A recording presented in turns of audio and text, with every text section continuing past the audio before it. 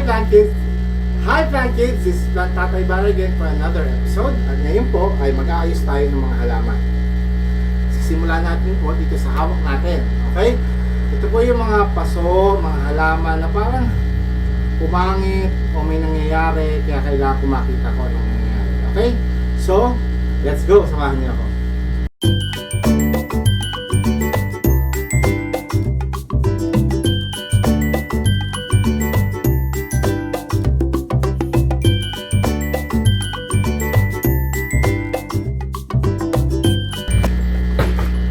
Okay, so nasimulan ko na nga kanina to at habang ginagawa ko, so doon ko naisip na yung may video ko pala to. So anyway, ito yung una, ito yung aking isang agave ko, I forgot the name. Hindi siya quadricolor eh, ano lang siya, ayun. Makapal na makapal to dati, malaki, tapos nasa isang malapad shallow na paso.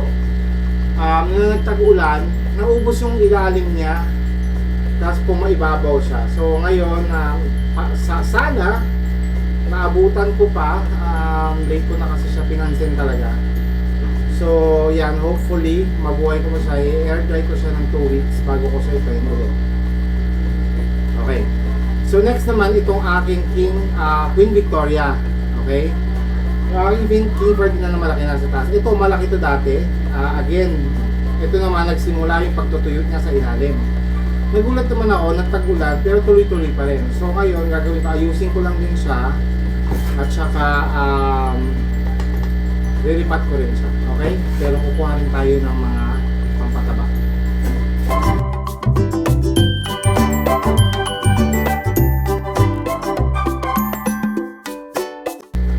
Okay, so naglibot tayo sandali dun sa ating CNS Terrace Garden. No? Tapos, mamaya siguro, titingin din ako dun sa labas kahit madilim ng mga nangangailangan ng atensyon para sa video nito. Ito na yung unahin natin. Si Queen Victoria ko na para talagang malungkot na siya simula sa baba. So titingnan natin siya kung ano nangyayari sa kanya.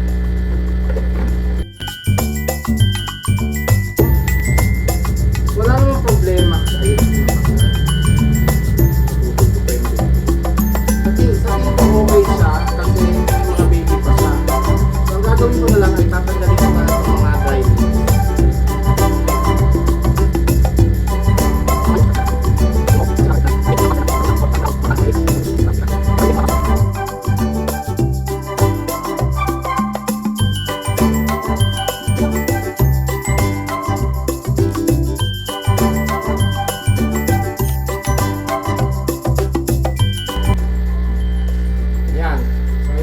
Baby na lang natira out of the 6 yata o 5 baby na natin. Kaya naputol ko yung iba habang tinatanggal ko siya.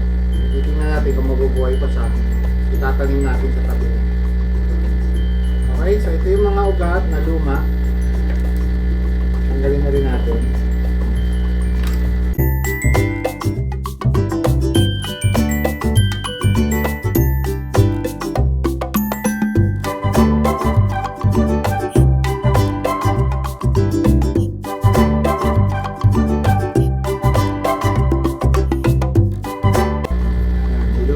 Dito yung mga baby niya, bahala na kasi mabuhay. Kung matutuyot, matutuyot. Kasi hindi nga siya na matanggal siya ng aking ginagawa ito. So wala tayong magagawa. Okay? So ayan, nakaisa na po tayo.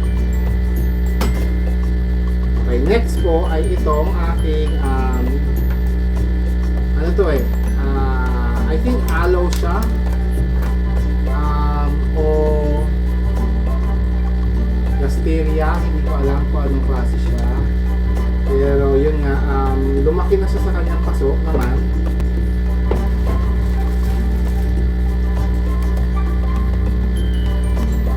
Lumaki naman siya sa kanyang paso, so ilalagay ko naman siya sa mas malaki. At nababasag na rin to, napakalutong, pwede ko na siyang balatan, tuklapin. Kasi napakalutong paso niya ngayon. Panggagalingan yung paso.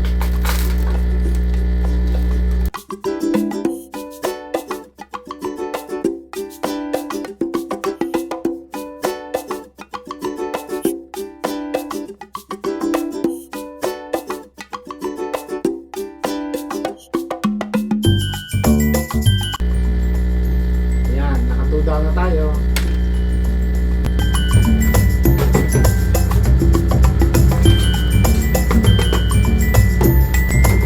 Next ay ito naman ating cactus na ito. Nalusawan to ng ibang kasama. So hindi ko alam kung masisave ko pa siya.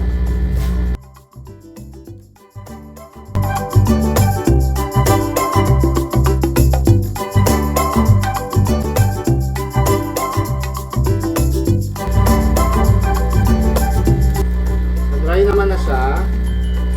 Ito wala na. Sira na siya. Sobrang dry actually.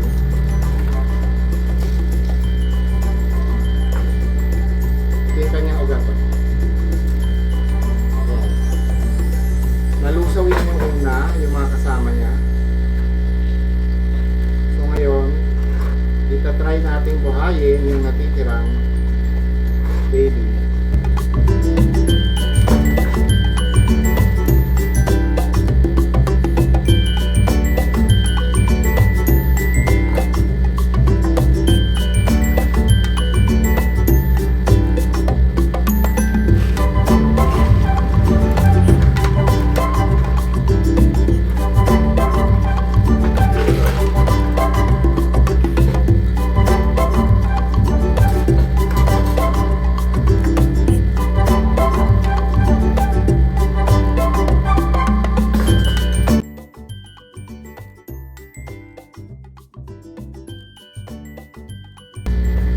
Next naman ay itong ating Batman.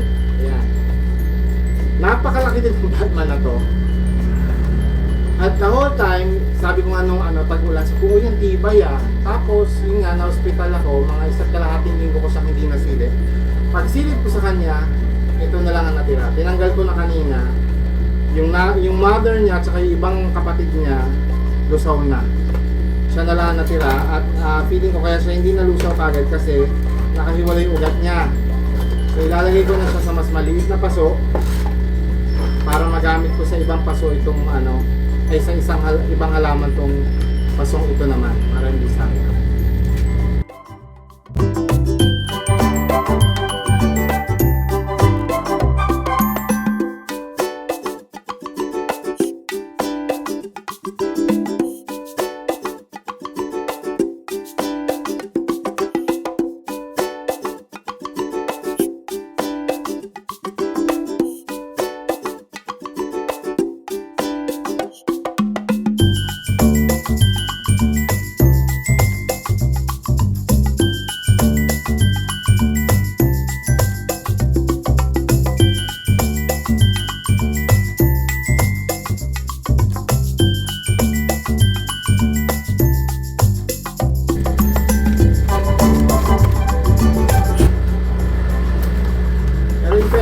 Bago siya nalusaw, tumagal sa akin itong Batman na to, inabot ko ng 1.5 years.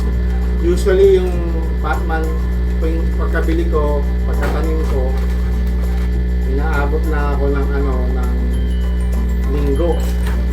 Nalulusaw na kagad o natutuyot na kagad. Eh ito, pinakamatibay itong Batman na to kasi na mas pinakamatagal na siya. Pero hopefully nga, ang nalaman ko nga, yun nga, nalusaw na naman siya ng tag-ulan So okay, another learning na naman sa atin yun. So, kasi nung buong panahon na nandun siya sa isang pwesto na pinaglagyan ko, sabi ko tama na to kaya nga tumagal siya doon. Kaso nasa may siya, sa may side siya na nababasa. So susunod na magkaroon tayo nito, ito pagka tumibay na to ulit, ipepwesto ko siya doon sa hindi talaga na masyadong nababasa.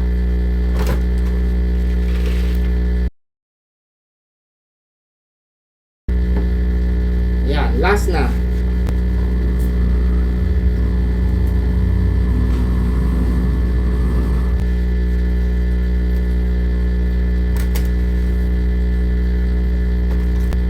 Okay, so last na, itong blue boy na ito. Yan, nasa isang maliit siyang porcelain pot. Okay. So, matagal na siya dito at lumaki na nga siya, tumutumba na siya, Ganun, tumutumba na siya. Eh, etong pot kong to, actually dalawa yung pot ko ng puro Blue Boy. Plano ko kasi siyang gamitin kung magpo-propagate ako, ganon. So, kaya gusto ko marami akong Blue Boy. Itong pot na to, dito ko pinagsama-sama itong tatlo. So, plano ko, isama siyang pang-apat dito. Okay? Para makatipid tayo sa pot. So, katulad kanina, naka-release na tayo ng dalawang pot. So, ito yung pangatlo. Itong porcelain na ito. Na pwede natin magamit sa ibang halaman in the future. Okay? So, ngayon, tanggalan muna natin siya ng top rocks or top soil.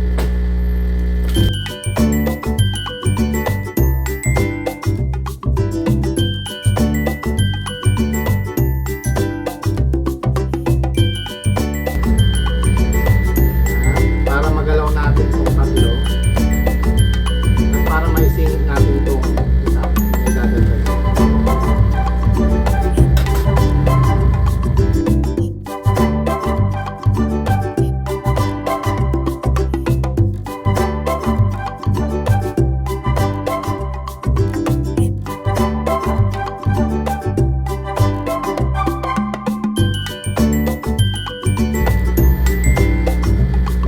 Yan, okay. So, yan, this is pang-limang pot na natin. Ngayon, ito, meron pa naman ako isa nito na malaki sa taas. Nasilip ko nga. So, ngayon, siya na lang ilalagay muna natin dito. Dito, sa ating porcelain pot. Hindi, pa-edry ko na. Edry muna natin siya ng mga 2 days. Okay?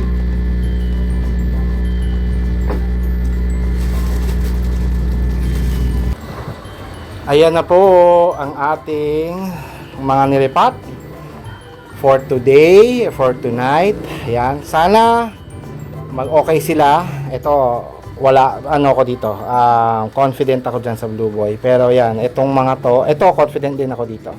Pero itong tatlo na bago natin nalipat at aasa tayo na naway sila ay magtuloy-tuloy na gumanda. Okay? Ito naman po ay ating ipapa-air dry until our next episode. At tayo ay maglalagay ng Osmocote sa ating mga halaman namin. Okay? Ayan, so thank you for another episode for joining me. I hope you enjoyed that. Ako ay nabawasan ng pag-alala at least kasi medyo yung ibang halaman natin ay nakita natin umukay.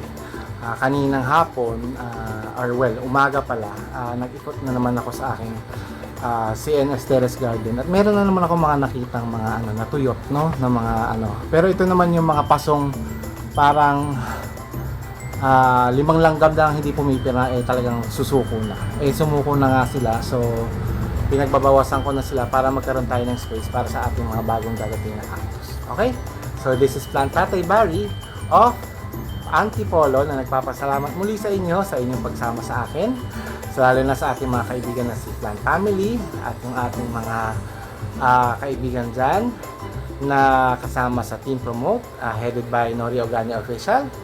At of course, sila Mama Donna.tv, Ate Josephine Bauyon, si Leon Lynn's Garden, Rolly Zil's Vlog, Weng BTE Halamanay, Mami Luz TV, sa aming Bakuran Vlog, A Day with Mama E, Jeremy Hermano, nandyan din sila yung channel, Shining G, Kazoro, official at ang mga kaibigan natin lagi natin nakakasama na sila Chumasinas, sila